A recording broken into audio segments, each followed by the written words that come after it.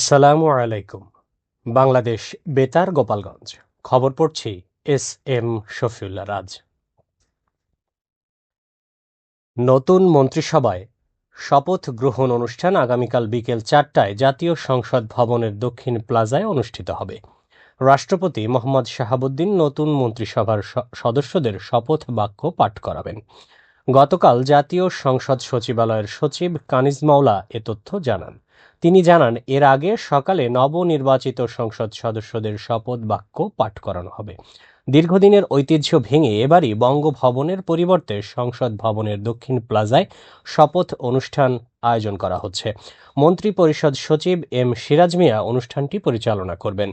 সংখ্যাগরিষ্ঠতা অর্জনকারী বিএনপির সংসদীয় বোর্ড তাদের নেতা নির্বাচন করবেন। পরে রাষ্ট্রপতি তাকে প্রধানমন্ত্রী হিসেবে নিয়োগ দেবেন এবং তিনি মন্ত্রিসভার সদস্যদের নির্বাচন করবেন। উল্লেখ্য, ত্রয়োদশ জাতীয় সংসদ নির্বাচনে বিএনপি 209টি আসনে জয়লাভ করে নিরঙ্কুশ সংখ্যাগরিষ্ঠতা অর্জন করেছে। নড়াইলে জেলা আইসিটি ও জেলা ইনোভেশন কমিটির এক সভা গতকাল জেলা প্রশাসকের সম্মেলন কক্ষে অনুষ্ঠিত হয়। সভায় জেলার আইসিটির বর্তমান অবস্থা, আইসিটির উন্নয়ন ও প্রসার এবং জেলার ইনোভেশন চ্যালেঞ্জ মোকাবেলায় করণীয় বিষয়ে আলোচনা করা হয়। জেলা প্রশাসক ডক্টর মোহাম্মদ আব্দুল সালামের সভাপতিত্বে civil surgeon doctor Abdur Rashid, জেলা স্থানীয় সরকার বিভাগের উপপরিচালক জুলিয়া সুকায়না, অতিরিক্ত জেলা প্রশাসক সার্বিক মোহাম্মদ আহসান মাহমুদ রাসেল, অতিরিক্ত জেলা প্রশাসক শিক্ষা ও আইসিটি শারমিনা সাত্তার সহ সংশ্লিষ্ট কমিটি ও বিভাগের কর্মকর্তাগণ এ সময় উপস্থিত ছিলেন। জেলা পরিবার পরিকল্পনা কমিটির এক সভা গতকাল নড়াইল জেলা প্রশাসকের সম্মেলন কক্ষে অনুষ্ঠিত হয়। সভায় পরিবার পরিকল্পনা, মা ও শিশু স্বাস্থ্য কার্যক্রমের অগ্রগতি, পরিবার পরিকল্পনা বিভাগের বিভিন্ন নির্মাণ ও রক্ষণাবেক্ষণ সংক্রান্ত বিষয়সহ আশ্রয়নের বিভিন্ন প্রকল্পের বিষয়ে আলোচনা করা হয়।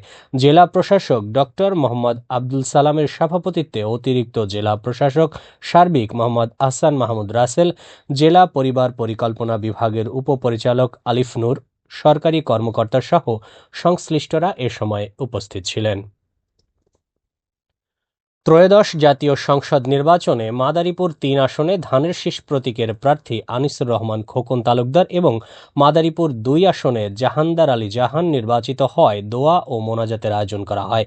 গতকাল কালকিনি উপজেলার ধজি গ্রামে এ দোয়া ও মোনাজাত অনুষ্ঠিত হয়। এ সময়ে দেশ ও জাতির মঙ্গল কামনার পাশাপাশি নবনির্বাচিত 2 সংসদ সদস্যের সুস্বাস্থ্য, দীর্ঘায়ু ও সফল দায়িত্ব পালনের জন্য বিশেষ মোনাজাত করা হয়।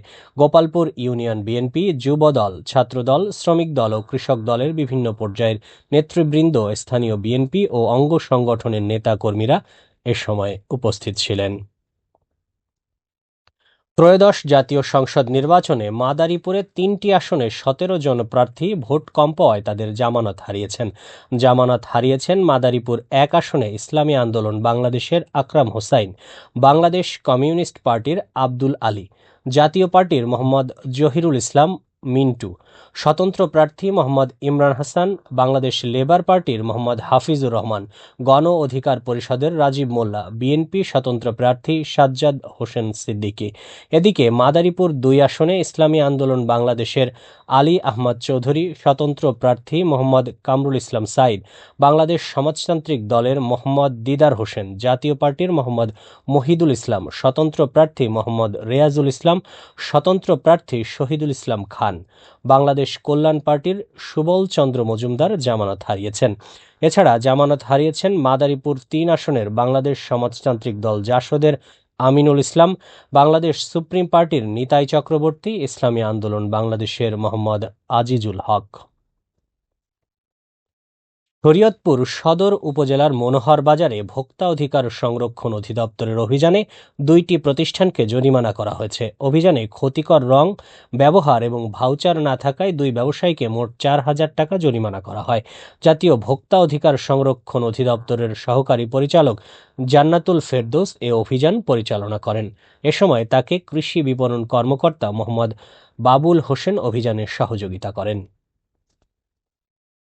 গোপালগঞ্জে ইট বোঝাই ট্রলির চাপায় মাসেম মোল্লা নামে এক বৃদ্ধ নিহত হয়েছেন। গতকাল সকালে ঢাকা খুলনা মহাসড়কের সদর উপজেলার গোপীনাথপুর শরীফপাড়া এলাকায় এ দুর্ঘটনা ঘটে। পুলিশ জানায়, সকালে গোপালগঞ্জ সদর উপজেলার গোপীনাথপুর শরীফপাড়া এলাকায় ঢাকা খুলনা মহাসড়ক পার হচ্ছিলেন বৃদ্ধ মাসেম মোল্লা। এ সময় একটি ইট বোঝাই ট্রলি তাকে চাপা দিলে গুরুতর আহত হন। পরে স্থানীয়রা তাকে উদ্ধার করে গোপালগঞ্জ মেডিকেল কলেজ হাসপাতালে নিয়ে গেলে কর্তব্যরত চিকিৎসক তাকে মৃত ঘোষণা করেন। সবশেষে আবহাওয়া।